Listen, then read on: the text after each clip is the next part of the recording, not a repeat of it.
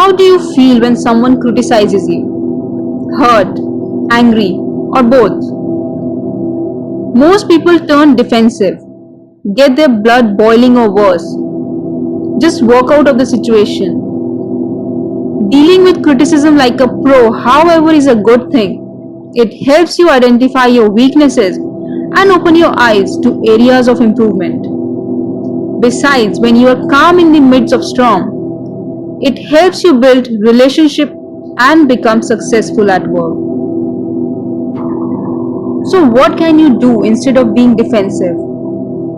The next time you come head to head with your haters, take a deep breath, first to calm down, and use any of these ways to deal with the encounter graciously. Change behavior to change attitude.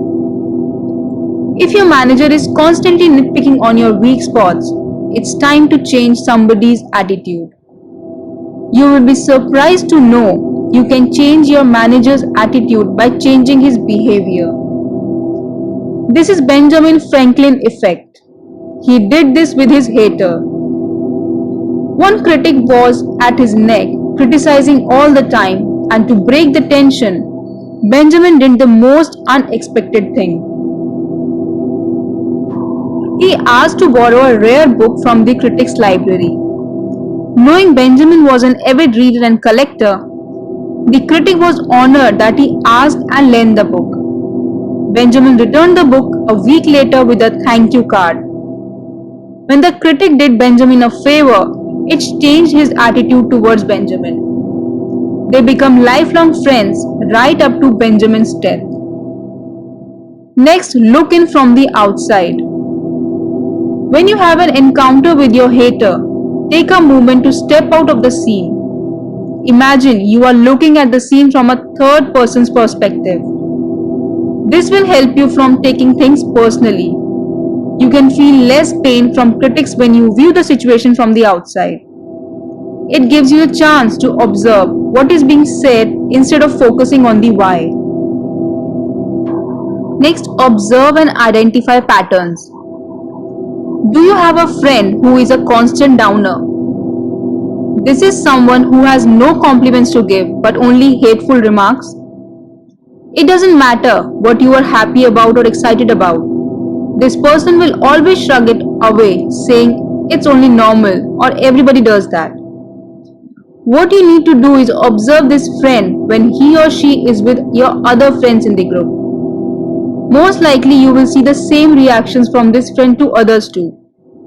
When you notice this, remember the problem lies with your friend. It's their own ideas, relationships, and experiences of life that nudge them to be critical of everyone.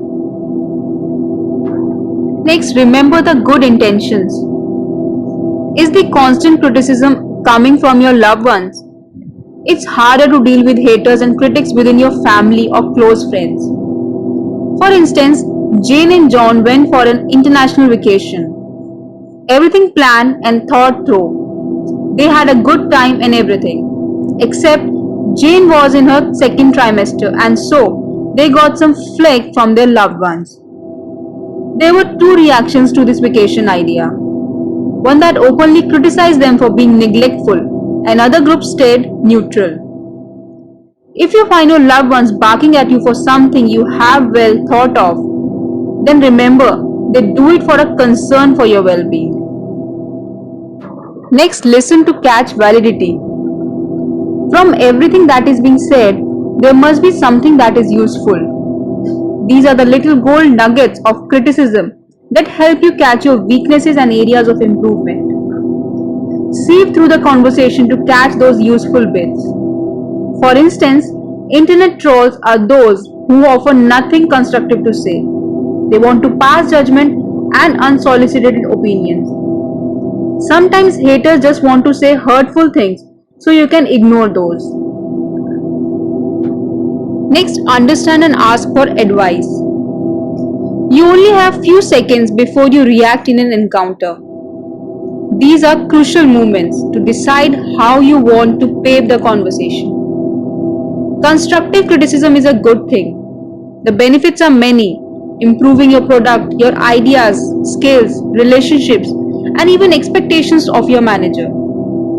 So when you find yourself in an encounter, the best way to deal criticism like a pro is to step back and ask for advice. If your parents judge your spending habits, ask them for advice for money management.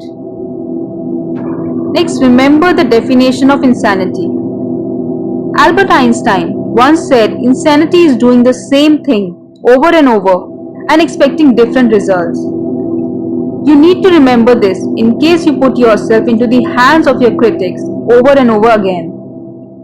Sometimes, no matter what you say, haters and critics will not change their opinion on the matter.